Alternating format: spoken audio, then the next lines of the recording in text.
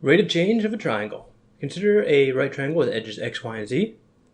X, y, okay. As shown to the right, check. If x is increasing at a rate of 5 meters per second and z is increasing at a rate of 7 meters per second, what is the rate of increase of y when x is 3 and 5? Okay. Go to red. Maybe that's pink. I'm not sure. Okay, I already got z labeled here. X labeled there. This is a 3, 4, 5 triangle. The way you can find it is x squared plus y squared equals z squared. So that is 25. That is 9. 25 minus 9 is 16. Square root of 16 is not 9. It's 4. And that's how we find y. 3, 4, 5 triangles are what you kind of commonly see in life.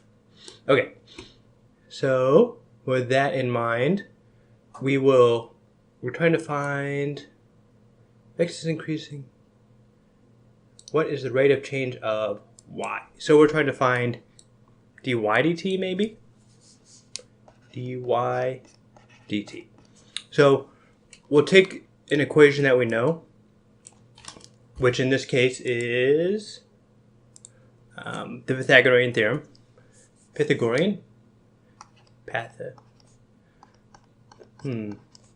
Not sure. Okay, so we have this right here, this equation, and we'll take the derivative with respect to time, or yes, rate of change, time. So derivative of x with respect to time would be dx, 2x dx dt, because this is the chain rule. Is that the chain rule? Yes. Derivative of the outside times derivative of the inside, plus 2y dy dt equals 2z dz dt. So to review slightly, the chain rule is f of g of x derivative equals f prime of g of x times g prime of x. So in this case, looking just at x, change colors, add emphasis. So for this case, right here, what we have was f of x would equal x squared, and g of x would equal x. Now, to be completely fair, this x squared is x of t of x of t squared. Now, you might be thinking, well, how do we know that there's t involved? We didn't see any t. No one mentioned any t, let alone coffee. And that's a fair question. What we're talking about is a rate of change, and so we could probably use another variable other than t if we wanted, but it kind of makes sense in this case to be t. When you have a rate of change, meters per second, that second kind of implies a time involvement. And so when we do the chain rule out here, we get f prime. So here we have f prime of x equals 2x, g prime of x equals dx dt, derivative of x with respect to t. And so when we fill out the chain rule, we have 2x times dx dt, where this x is not really, this x is from this one right here. So the g of x fills in right there where g of x happens to be x. So if you're already familiar with the chain rule, that may have been way more knowledge than you wanted in life. It's okay. A little extra knowledge, well, too much knowledge hurts you. Not, there is no time in life when you're going to need to know the Nina, the Pinta, and the Santa Maria. But having a general idea of how the chain rule works is not wasted for everyone. So, all right, focus.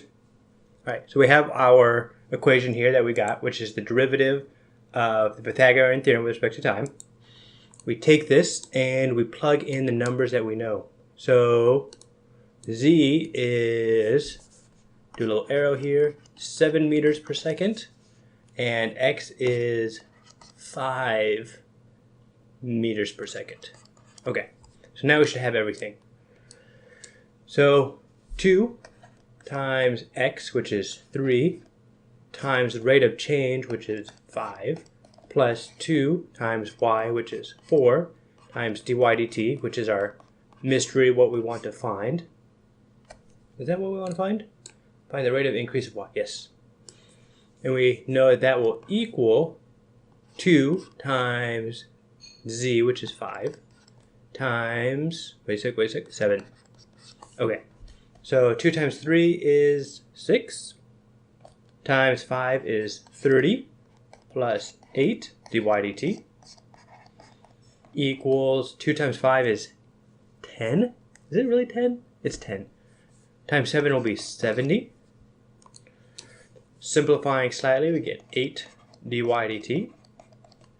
We could also use y prime of t, or y prime of t,